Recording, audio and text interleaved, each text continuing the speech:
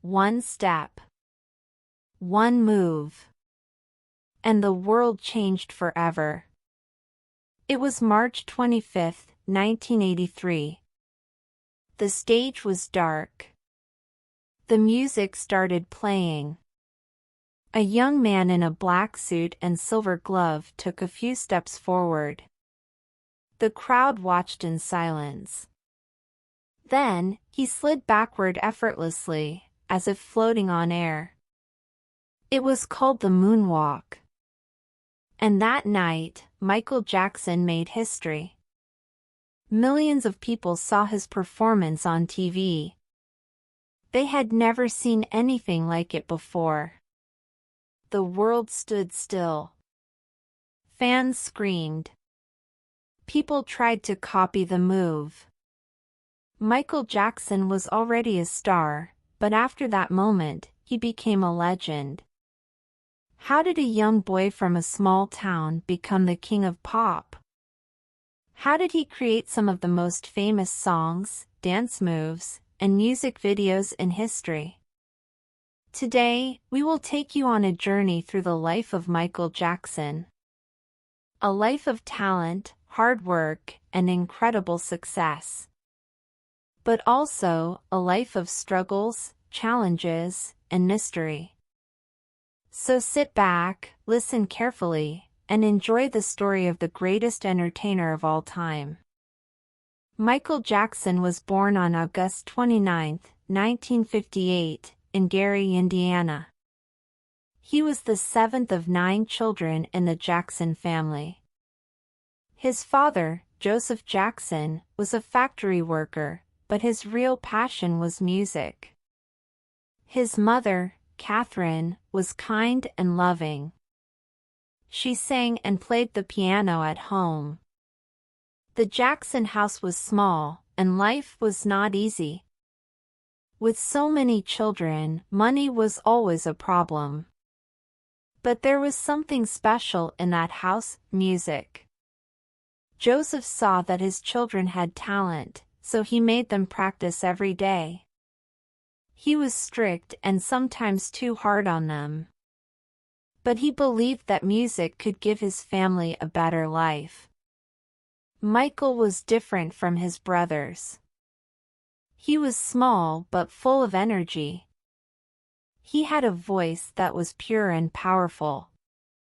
Even as a little boy, he sang with deep emotion, as if he had lived 100 years.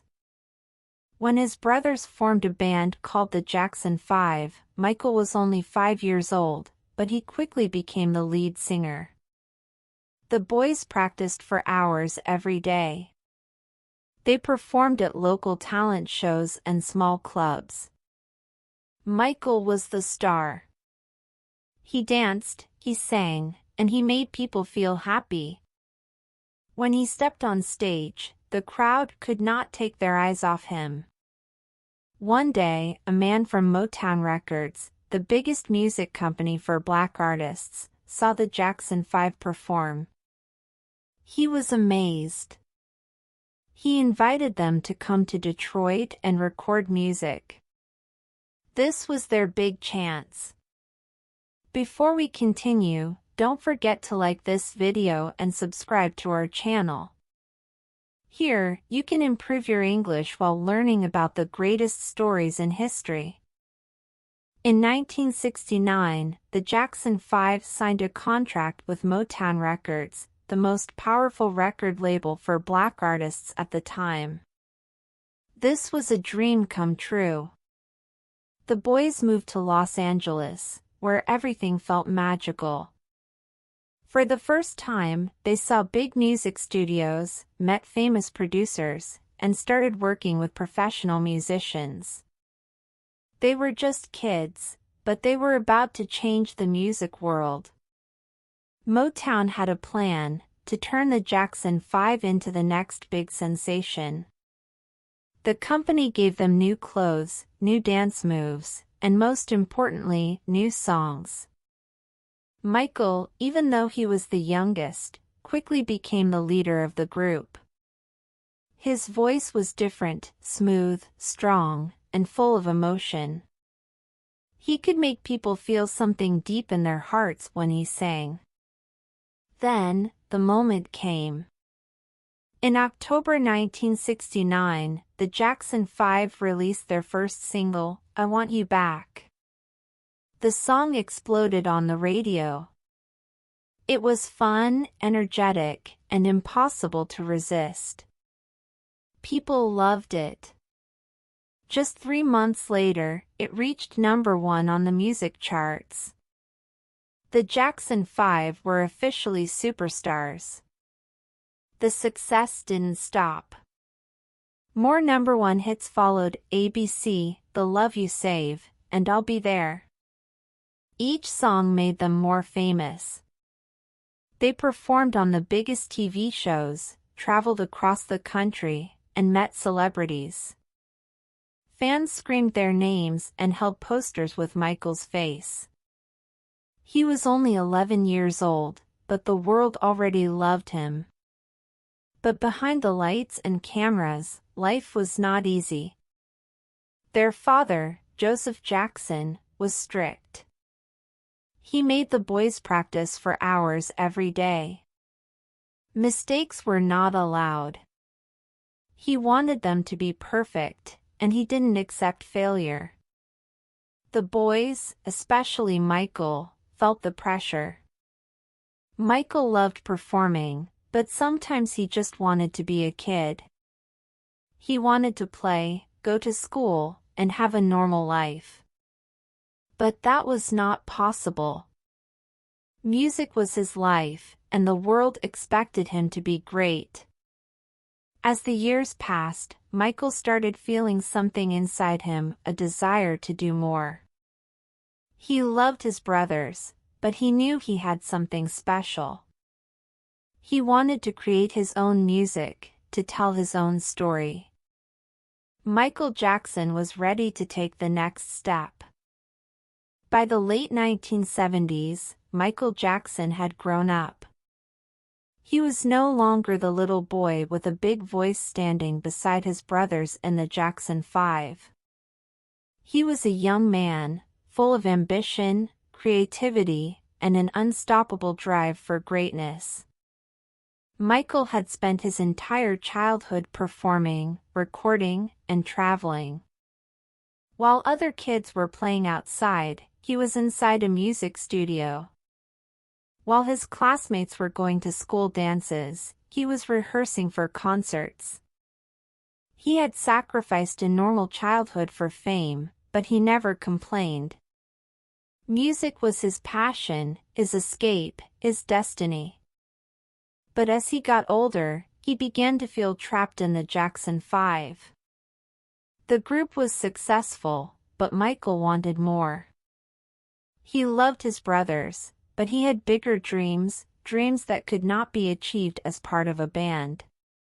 Michael had a vision. He didn't just want to be another singer, he wanted to be the greatest performer of all time. He admired legends like James Brown, Stevie Wonder, and Fred Astaire, and he studied them carefully. He watched how they moved, how they controlled the stage, how they made the audience feel something deep inside. But there was another side to his desire to go solo: freedom. Michael's father, Joseph Jackson, had always controlled the Jackson 5. He made the decisions, he gave the orders, and he demanded perfection. Michael had little control over his own career. The songs they recorded were chosen by Motown executives, the choreography was decided by others, and the image of the band was carefully controlled. Michael wanted to break free from that. He wanted to make his own music, his own choices, and his own legacy. In 1978, Michael got an important opportunity that would change his life. He was cast in the movie The Wiz, an all-black adaptation of The Wizard of Oz, starring Diana Ross as Dorothy. Michael played the role of the Scarecrow. It was during this project that he met Quincy Jones, the legendary music producer. The two immediately connected.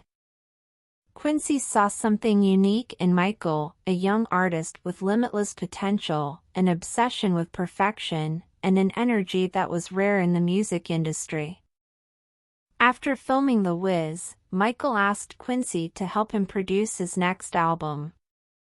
Quincy agreed, and together they began working on Off the Wall, Michael's first major solo project. This album was different from anything Michael had ever done before. It was a mix of pop, disco, R&B, and funk, a sound that was fresh, fun, and energetic. Michael wanted to make music that made people dance, feel good, and escape from their problems. Michael was deeply involved in the creative process. He didn't just sing, he co-wrote songs, helped with production, and even worked on the album's visual style. He wanted everything to be perfect. And it was. When Off the Wall was released in August 1979, the world was not ready for what was about to happen. The album was an instant success. It sold millions of copies, and the songs were played everywhere, on the radio, in clubs, at parties, in cars. Michael Jackson had arrived. One song stood out immediately, Don't Stop Till You Get Enough. With its energetic beat, infectious rhythm, and Michael's high-pitched vocals, it was impossible to sit still when it played. The song became a massive hit and earned him his first Grammy Award, proving that he could stand alone as an artist. Then came Rock With You, a smooth, romantic ballad with soft melodies that made it one of the most iconic love songs of the era. It was the kind of song that made people close their eyes and feel every note. The album's title track, Off the Wall, had a rebellious spirit, an anthem for anyone who wanted to break free from limitations and live life on their own terms. It was fun, fresh, and full of attitude, just like Michael at this point in his career. The success of Off the Wall was undeniable. It sold over 20 million copies worldwide. It was the first album by a solo artist to have 4 top 10 singles on the Billboard charts. But despite this massive achievement, Michael was not satisfied. At the 1980 Grammy Awards, he won only one award, for Best Male R&B Vocal Performance.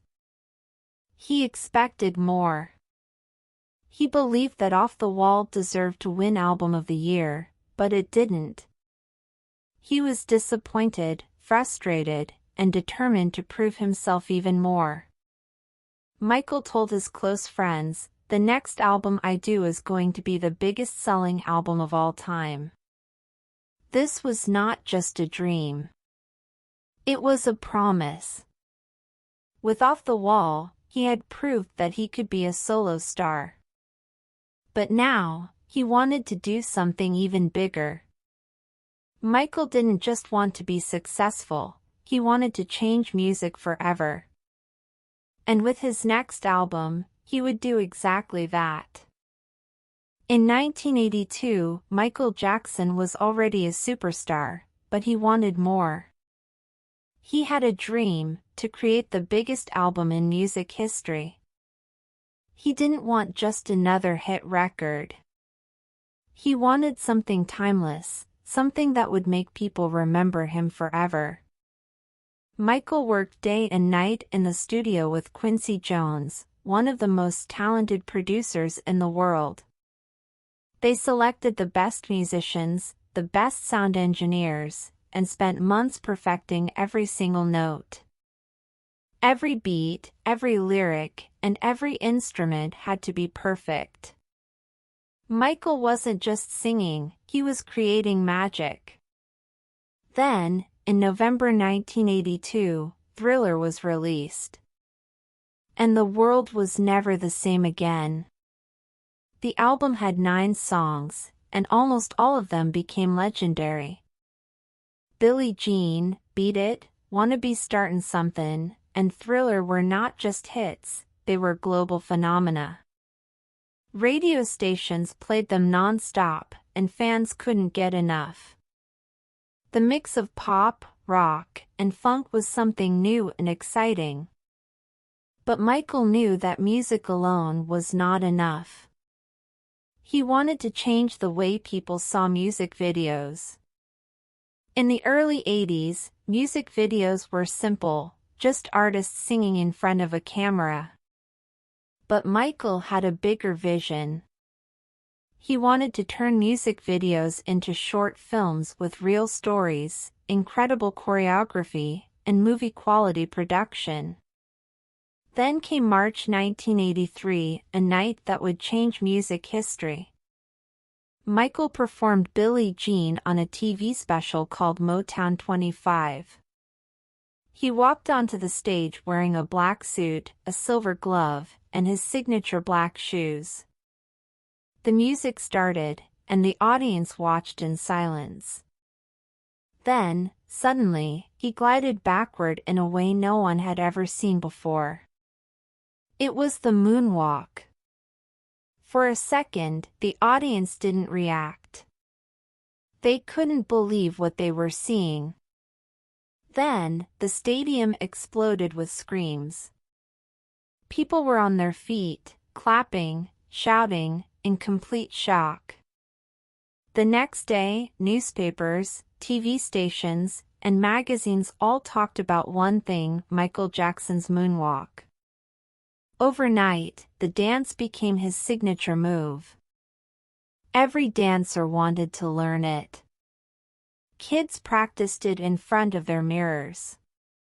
Even today, 40 years later, the moonwalk remains one of the most famous dance moves in the world. But Michael wasn't finished. He still had something even bigger planned. In December 1983, he released the Thriller music video. But this wasn't just a normal video, it was a 14-minute short film. It had a story, incredible special effects, and one of the most famous dance routines of all time. In the video, Michael transforms into a werewolf, and later into a zombie, leading a group of dancers in an unforgettable performance. The world had never seen anything like it. Thriller wasn't just a music video, it was a revolution. People stayed up late just to watch it on TV. Movie theaters played it before films. It was the first music video that felt like a Hollywood production. Even today, it is the most famous music video ever made. And then, something incredible happened. Thriller became the best-selling album in history. It sold over 70 million copies worldwide. No other album had ever sold that much before. It won 8 Grammy Awards, breaking records. It made Michael the most famous musician on the planet. He was no longer just a pop star. He was the king of pop. But with great success came even bigger challenges. And Michael's journey was far from over. After Thriller, Michael Jackson became more than just a musician, he was the most famous person on the planet. Everywhere he went, thousands of fans waited outside hotels, airports, and concert venues, hoping to catch a glimpse of him. People fainted at his concerts just from seeing him on stage. Some even cried so much that they had to be carried away by security. Michael Jackson was no longer a pop star, he was a phenomenon. But Michael was never satisfied. Even after Thriller became the best-selling album of all time, he wanted to prove that he could do it again. He didn't want people to say it was just luck. He wanted to show the world that he was truly the greatest artist in history. So, in 1987, he released his next album, Bad. This was Michael's first album as a fully independent artist. He wrote and co-produced most of the songs. He also changed his image. No longer the young man in a suit and bow tie, Michael now wore a black leather jacket, buckles, and a bold new attitude. He wanted to show the world that he was strong, confident, and unstoppable. Bad had 5 #1 hits, an achievement no other album had done before. Songs like Smooth Criminal, Man in the Mirror, The Way You Make Me Feel, and Dirty Diana became instant classics. Each song showed a different side of Michael, the entertainer, the storyteller, the dreamer, and the fighter. And then came the Bad World Tour. It was Michael's first solo tour, and it was the biggest tour in history at that time. Over 4.4 million fans attended his concerts in 15 countries. In some places, he had to be escorted by hundreds of security guards because the streets were filled with screaming fans. The energy at his concerts was like nothing the world had ever seen. People didn't just come to listen, they came to experience magic. But Michael wasn't done yet. He had another vision, something even bigger. In 1991, he released Dangerous, an album that proved Michael was not just a pop star, he was an artist with a message. This album had legendary hits like Black or White, Remember the Time, and Will You Be There? Black or White was a song about unity and peace. Michael wanted to show that no matter what color your skin is, we are all the same. The music video was groundbreaking. It featured people from different races, cultures, and backgrounds, all transforming into each other's faces in a seamless effect that amazed audiences. Then, there was Remember the Time, one of Michael's most visually stunning music videos. It was set in ancient Egypt, featuring a royal love story with famous actors like Eddie Murphy and model Iman. The video was more than just a song, it was a celebration of Black history, culture, and excellence. Michael also started using his music to send powerful messages to the world. Songs like Heal the World and Earth Song weren't just for entertainment, they were calls for change. He wanted people to help the planet, stop wars, and care for each other. At this point, Michael Jackson was more than just a musician. He was an icon. A legend. The king of pop. But as his fame grew, so did the pressure. And soon, the world would start to see the darker side of fame. Michael Jackson was at the peak of his career. He had the best-selling albums, the biggest tours, and millions of fans who adored him. But being the most famous person in the world also came with a price. The media followed him everywhere. Every move he made, every word he said, and every change in his appearance became news. One of the biggest changes people noticed was his skin color. Over the years, Michael's skin became lighter. Some people thought he was trying to change his race, but the truth was very different. Michael had a condition called vitiligo, a disease that causes the skin to lose its natural color in patches. To make his skin look even, he used makeup. But many people didn't understand. The media created rumors, saying he was ashamed of being black. This hurt Michael deeply. He was always proud of his heritage, and he spoke many times about the beauty of African American culture. Michael also had several plastic surgeries. He changed his nose, chin, and other parts of his face. He never denied it, but he said that he only had surgeries to improve his looks and to help him breathe better for singing. The media, however, turned it into a joke. They called him Wacko Jacko and made fun of his appearance. They didn't see the real Michael, the artist, the perfectionist, the man who just wanted to entertain the world. But then, in 1993, Michael faced the biggest challenge of his life. A family accused him of harming their child.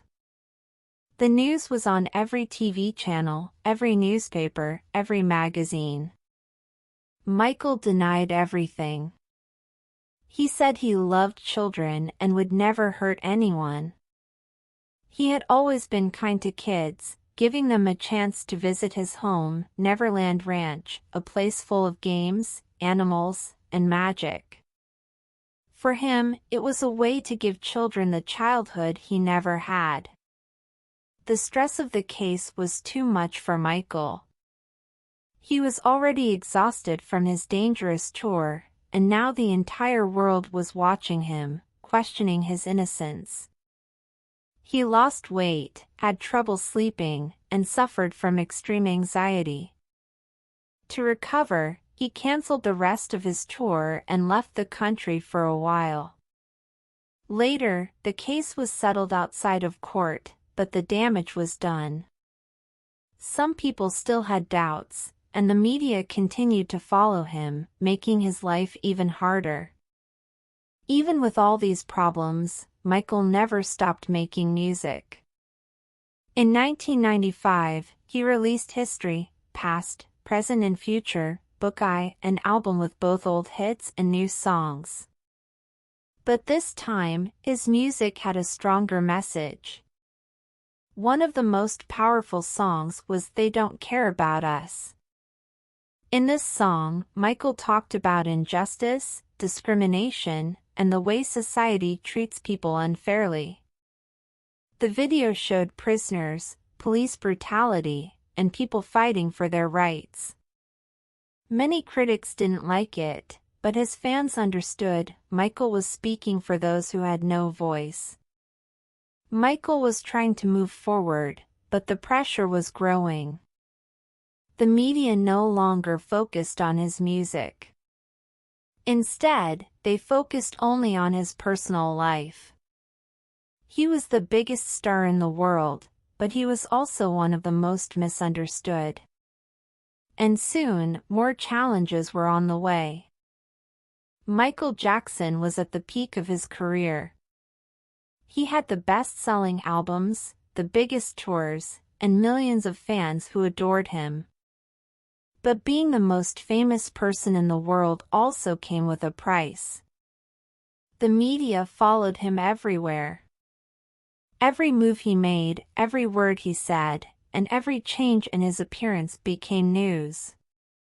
One of the biggest changes people noticed was his skin color. Over the years, Michael's skin became lighter. Some people thought he was trying to change his race, but the truth was very different. Michael had a condition called vitiligo, a disease that causes the skin to lose its natural color in patches. To make his skin look even, he used makeup. But many people didn't understand. The media created rumors, saying he was ashamed of being black. This hurt Michael deeply. He was always proud of his heritage, and he spoke many times about the beauty of African American culture. Michael also had several plastic surgeries. He changed his nose, chin, and other parts of his face. He never denied it, but he said that he only had surgeries to improve his looks and to help him breathe better for singing. The media, however, turned it into a joke. They called him Wacko Jacko and made fun of his appearance. They didn't see the real Michael, the artist, the perfectionist, the man who just wanted to entertain the world. But then, in 1993, Michael faced the biggest challenge of his life. A family accused him of harming their child. The news was on every TV channel, every newspaper, every magazine. Michael denied everything. He said he loved children and would never hurt anyone. He had always been kind to kids, giving them a chance to visit his home, Neverland Ranch, a place full of games, animals, and magic. For him, it was a way to give children the childhood he never had. The stress of the case was too much for Michael. He was already exhausted from his dangerous tour, and now the entire world was watching him, questioning his innocence. He lost weight, had trouble sleeping, and suffered from extreme anxiety. To recover, he canceled the rest of his tour and left the country for a while. Later, the case was settled outside of court, but the damage was done. Some people still had doubts, and the media continued to follow him, making his life even harder. Even with all these problems, Michael never stopped making music. In 1995, he released History, Past, Present and Future, Book I, an album with both old hits and new songs. But this time, his music had a stronger message. One of the most powerful songs was They Don't Care About Us. In this song, Michael talked about injustice, discrimination, and the way society treats people unfairly. The video showed prisoners, police brutality, and people fighting for their rights. Many critics didn't like it, but his fans understood Michael was speaking for those who had no voice. Michael was trying to move forward, but the pressure was growing. The media no longer focused on his music. Instead, they focused only on his personal life. He was the biggest star in the world, but he was also one of the most misunderstood. And soon, more challenges were on the way. By the early 2000s, Michael Jackson was no longer in the spotlight like before. He released fewer songs, made fewer public appearances, and focused on something he loved more than anything, his children. Michael was a father to 3 kids, Prince, Paris, and Blanket. He adored them and wanted them to have the childhood he never had. He taught them music, read them stories, and made sure they were always surrounded by love. When he went outside with them, he covered their faces with masks to protect them from the media. Some people thought it was strange, but Michael only wanted to keep them safe from the world that had judged him so harshly. Even though Michael had stepped away from the spotlight, his fans never forgot him. His music was still played on the radio, and his dance moves were still copied by artists everywhere. But Michael missed the stage. He missed performing. He wanted to show the world that he still had magic. In 2009, he made a big decision. He announced his final tour, called This Is It. This was going to be his big comeback, 50 concerts in London, a chance to prove that he was still the greatest performer in history. Tickets sold out in minutes.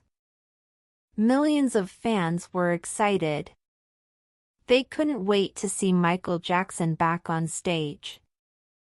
He started rehearsing every day, practicing his songs and dance moves with his team. Those who worked with him said that he was focused, excited, and full of energy. He wanted everything to be perfect. But behind the scenes, things were not so perfect. Michael was exhausted. He was 50 years old, and the pressure of preparing for 50 concerts was too much. He couldn't sleep. He felt weak. The stress was overwhelming. To help him sleep, his doctor gave him strong medicine. Michael trusted his doctor, but the medicine was too dangerous. And then, something tragic happened. On June 25, 2009, Just weeks before his first concert, the world received shocking news: Michael Jackson had died. The news spread instantly. Fans cried in the streets. People gathered in front of his house, singing his songs. The entire world was in mourning.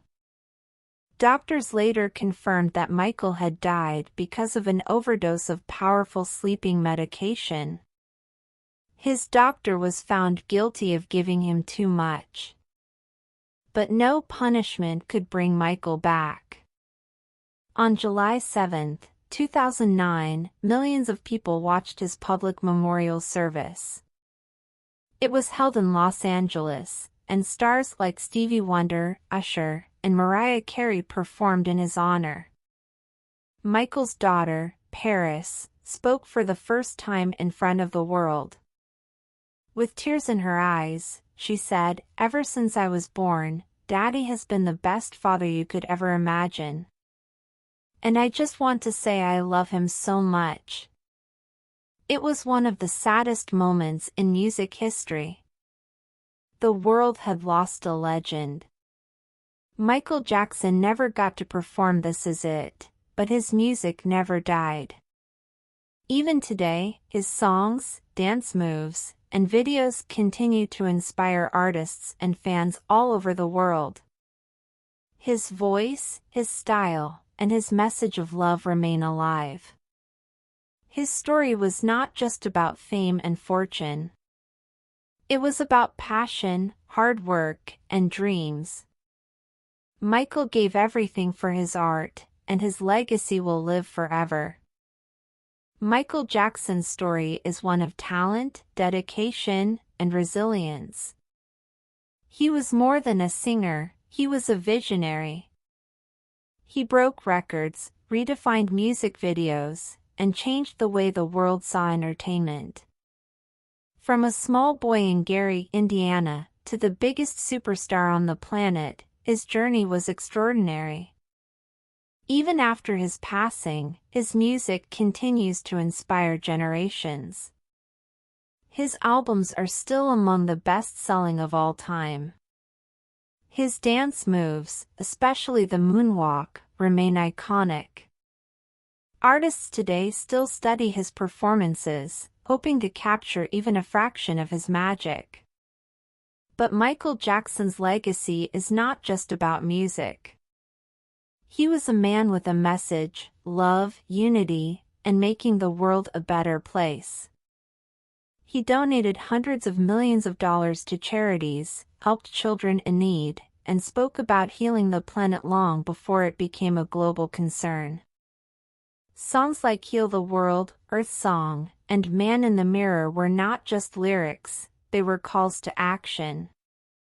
His impact can be seen everywhere, from concerts to classrooms, from fashion to film, from street dancers to stadiums. Even people who weren't alive during his time know his name, his music, and his influence. But perhaps the most powerful thing about Michael Jackson is this: he never stopped dreaming.